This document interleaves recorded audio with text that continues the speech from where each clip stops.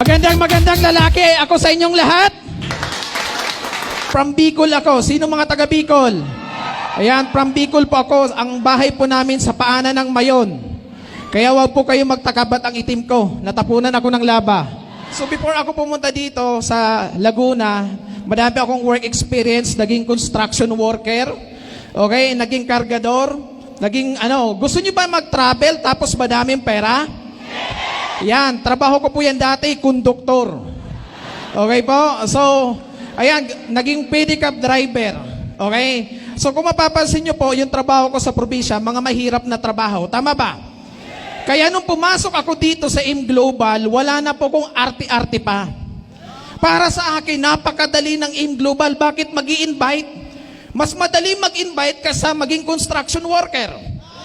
Mas madali mag-invite kaysa maging kargador. Tama, at sabi nga, kung hindi ka naman ipinanganak ng mayaman, wala kang karapatang magreklamong mahirap. Okay? Tapos, ang challenge sa part ko na nag-start ako, kaya ko po i-handle yung rejection.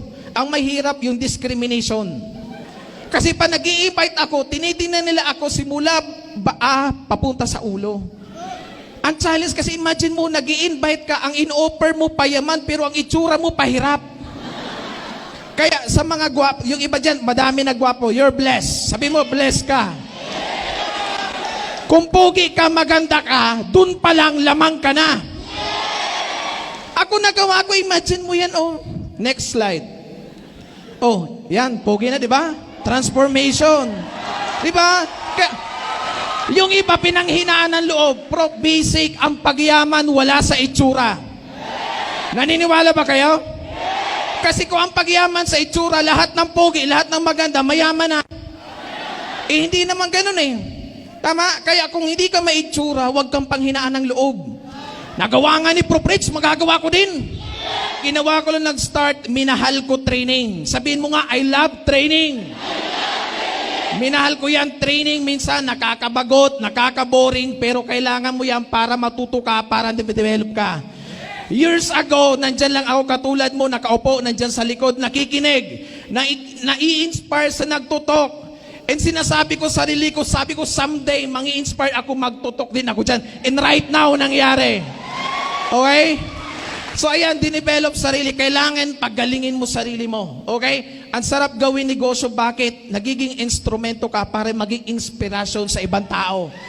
Maging inspirasyon ka sa madaming tao. Okay? Next, ayan, first car ko, February 25, 2012.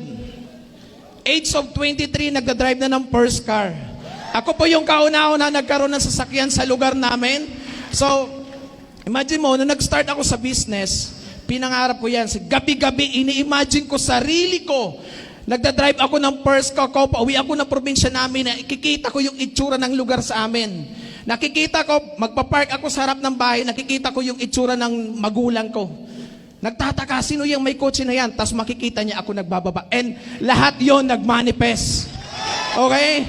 Pangarapin mo, masarap magkaroon ng sasakyan. Kahit pangit ka, pumupugi ka. Okay? First car, and tuloy-tuloy po yan. Dahil dyan, ang dami ko pong na-experience halos Luzon, Visayas, Mindanao. Ang dami ko pong travel. Ayan. So kaya wag po kayo magtaka bakit ang itim. Lagi po ako nagtatravel, halos sa isang buwan po, mga twice or 3 times po ako nagtatravel. Gusto nyo na ganyan buhay? Ang kailangan nyo lang gawin, sipagan mo. Kasi hindi namin, yan, stop mo dito. Hindi po namin mararating kung tatamad-tamad kami. Okay? I think 2021, nag-start ako pangarap ko kasi Luzon, Visayas, Mindanao Loop. Okay nga lang, sabi ko, hindi pa kaya, trinay ko muna North Luzon Loop, 6 days travel. Kasagsagan ng mahal ang diesel, 80 pesos yon, pero wala akong pakialam doon, kasi may pera. Yun yung pinakamasarap na travel, kasi, imagine mo 6 days, wala kang iniisip na gastos, kasi alam mo madami kang pera, wala kang inahabol na oras, kasi may time freedom ka. 6 days, expenses ko dyan, 48,000. Within 6 days, kumita ko ng 210,000. Okay? Masarap ba? Ang kailangan mo lang gawin, sipagan, pasipagan. Sometimes kasi minsan, inspire ka lang sa result ng mga nag-share. Grabe yung sharer, nakaka-inspire. Pero ang tanong, willing ka ba gawin yung ginawa ng mga sharer? Yung mga sakripisyo nag-start, di ba, kaya mo ba gawin? Dapat ganun. Tapos ito, nagburakay kami. So, nung niyaya ko siya sabi ko, tay, nay, magburakay tayo. Ayaw uli, gusto uli, i-cash. Grabe talaga, ano? Pero na-convince ko siya. So, na-convince ko siya. Tapos, anong nangyari na experience, nasa airport pa lang, ang nanay ko parang nasa call center. Ano ginagawa nasa call center? Tumatawag. Lahat ng nasa phone book ng cellphone ng nanay ko, tinatawagan. Ay, Mars, papunta kami ng Boracay, 3 days kami doon. Nagre-report, nagmamarites, ganun sila ka-proud. Okay, tapos nung nung sumakay na kami ng eroplano, ang una kasing naupo, nanay ko doon sa may bintana, sumunod ako, tapos tatay ko ang last na uupo. Ito yung pinakamasarap na moment. Kasi before siya umupo, may sinabi siya. Sabi niya, thank you kung hindi dahil sa iyo, hindi ko mai-experience sumakay ng eroplano. Diba? Kaya ano point ko? Sipagan mo. Baka yung nanay, tatay mo, pangarap din nila sumakay ng eroplano.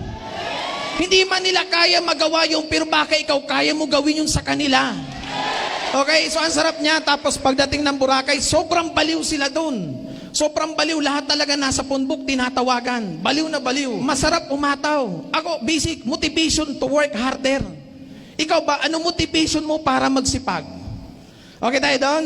Basta kung buhay pa nanay, tatay natin, sipagan mo para ihandog mo yung success sa kanila. Okay? Kung nagawa ko, magagawa mo rin. Naniniwala ka ba?